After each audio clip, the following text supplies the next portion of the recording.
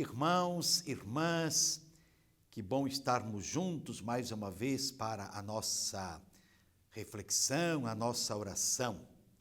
E hoje o 32º domingo do tempo comum cede lugar à solenidade de todos os santos e santas de Deus, que no calendário da igreja que está no mundo todo é no dia 1º de novembro. No Brasil, os bispos pediram e a Santa Sé, o Papa atendeu. Então, nós já há muito tempo celebramos no domingo esta solenidade. E nós estamos, para falar de todos os santos e santas de Deus, com o evangelista Mateus, no capítulo 5, versículos de 1 a 12. Naquele tempo, vendo Jesus as multidões, subiu ao monte e sentou-se. Os discípulos aproximaram-se e Jesus começou a ensiná-los.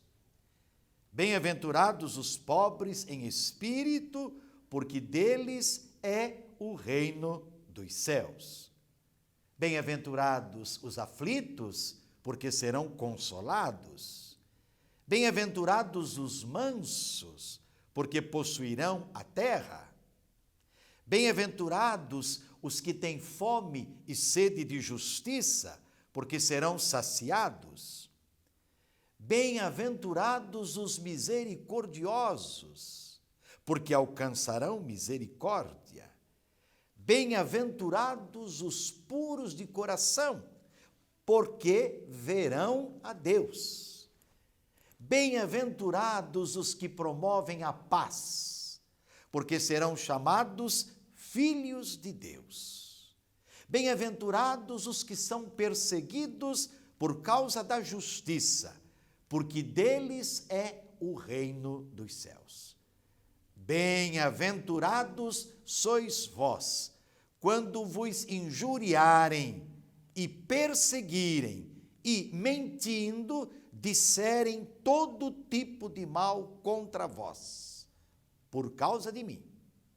Alegrai-vos e exultai, porque será grande a vossa recompensa nos céus.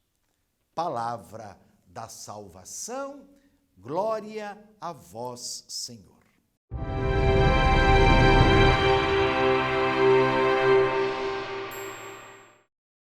Meus irmãos, minhas irmãs, a solenidade de todos os santos e santas nos põe diante de Deus, que é santo e é fonte de toda a santidade. E nos convida, esta solenidade, portanto, a olharmos tantos irmãos e irmãs que entregaram livremente suas vidas pela causa do reino. Com eles, aprendemos o compromisso que conduz à verdadeira felicidade e que ninguém pode tirar. Com o evangelista Mateus, nós estamos no Sermão da Montanha, é o início deste sermão, onde ele, o evangelista, apresenta à sua comunidade a nova e definitiva constituição do povo de Deus, já proclamada por Jesus aos seus discípulos. A montanha sempre lembra o Sinai, onde Deus se encontrou com Moisés e lhe entregou a lei. E a partir dela, selou uma aliança com o seu povo. Como relata o evangelista Mateus ainda, é da montanha que Jesus promulga a nova lei, a nova e definitiva constituição para o povo que vai segui-lo, vai fazer um novo caminho com ele. Povo de pobres, humildes, gente simples, doente, afligida por todos os lados, crianças. Quer dizer, pessoas em busca de misericórdia, solidariedade, capazes de promover a paz. A paz que nasce sempre do encontro com Jesus. E Jesus vai proclamar, então, primeiramente o quê? Que os pobres em espírito são felizes. Deles é o reino dos céus.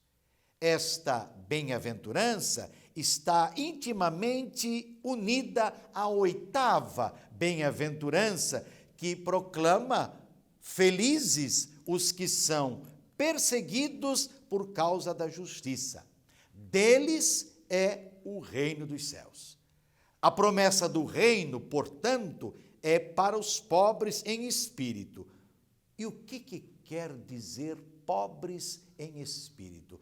Aqueles que puseram a sua confiança em Deus, como último socorro, como último recurso, diante de uma sociedade que lhes nega a justiça e que sabem ser a solidariedade e a partilha o único caminho para um mundo novo. E o significado do ser pobre é viver, portanto, do que é essencial para a vida. Ontem, como hoje, os pobres em espírito e os perseguidos por causa da justiça são os depositários do reino. É a prática, a vivência da justiça, do amor, que realiza, então, visibiliza o reino de Deus que Jesus, com a sua pessoa, com a sua palavra, com a sua prática, aproximou de toda a humanidade. As demais bem-aventuranças são uma promessa a realizar-se, não no além, evidentemente, mas aqui e agora. E essas outras 6 bem-aventuranças são consequência da 1ª e da 8ª bem-aventurança. Quem são os aflitos? Os aflitos são os pobres, vítimas de uma sociedade cruel e opressora. Isso no tempo de Jesus, isso no nosso tempo. Quem são os mansos? Os mansos são os pobres subjugados pelos poderosos deste mundo. São os despossuídos dos bens que lhes foram roubados. Eles foram ou são privados de reivindicar seus direitos. Esse é o verdadeiro significado do ser manso. Quem são os que têm fome e sede de justiça? São os pobres, capazes de se indignar,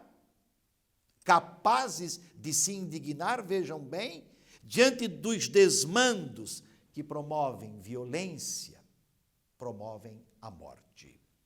Quem são os misericordiosos? Nós estamos no ano da misericórdia, tão querido de todos nós, sobretudo do Papa Francisco. São os pobres capazes da solidariedade e da comunhão, onde ninguém passa necessidade, ninguém é excluído, ninguém é privado dos bens fundamentais para viver a dignidade de filhos e filhas de Deus. Quem são os puros de coração? São os que se comportam com uma única conduta. Uma única conduta. Estão em perfeita sintonia com o projeto do reino. E na Bíblia, a pureza de coração está associada às mãos inocentes, às mãos que não derramam sangue, às mãos que não se levantam para destruir o outro, o próximo. Para os semitas, o coração é a sede das opções profundas que marcam, irmãos e irmãs, a vida inteira. Quem são os que promovem a paz? São os pobres que acreditam que o que importa não é o bem para um ou para outro, portanto, para alguns, mas para todos, para toda a sociedade, para toda a humanidade. E só quem vive a dinâmica do reino de Deus é capaz de promover, de semear a paz. A paz, ainda na Bíblia, é sempre plenitude dos bens celestes, dos bens oferecidos por Deus. A sociedade que nós vivemos hoje é uma sociedade que precisa recuperar esses valores, sobretudo a sociedade dita cristã. A solenidade de todos os santos e santas convida a igreja, convida a comunidade, nos convida à revisão, não é, da nossa caminhada. Estamos ou não estamos, não é?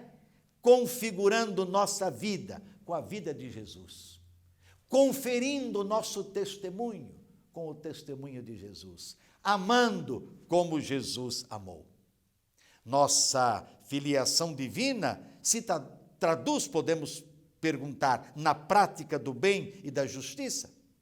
Será que nós somos capazes de resistir às tribulações e nos mantermos de pé no testemunho coerente, convicto, ardoroso do reino de Deus?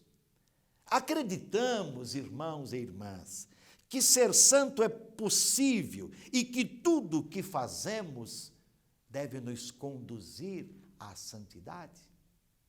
Coração aberto, generoso, capaz de acolher a beleza de Deus pela ação do seu Espírito, nos leve a viver a santidade, que na eternidade será perfeita, quando estivermos de posse daquele que nos chamou à vida. E sobre todos dessa bênção de Deus Todo-Poderoso, Pai, Filho, Espírito Santo, permaneça para sempre. Amém.